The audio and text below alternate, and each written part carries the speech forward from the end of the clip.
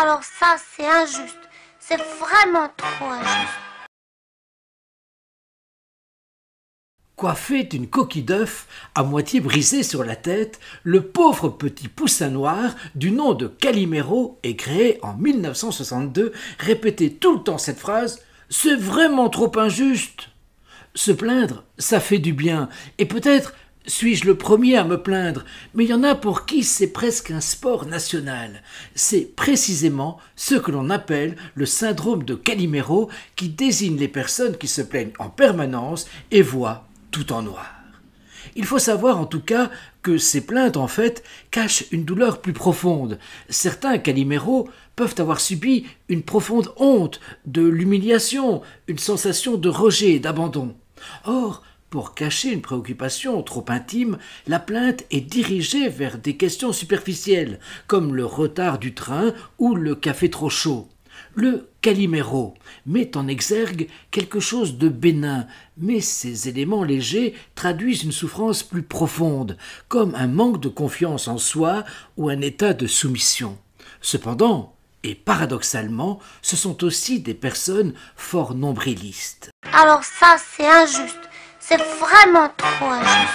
La coquille d'œuf est cassée, brisée, et c'est le rapport au monde du Calimero qui est caduc et tronqué. En d'autres termes, on devient un Calimero quand on fait des plaintes un monologue et un schéma général de relations avec les autres. Les Calimeros sont des trous noirs absorbants.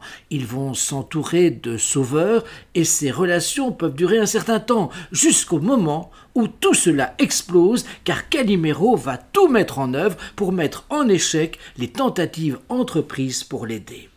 Un Calimero, c'est un aspirateur. Alors ça, c'est injuste. C'est vraiment trop injuste.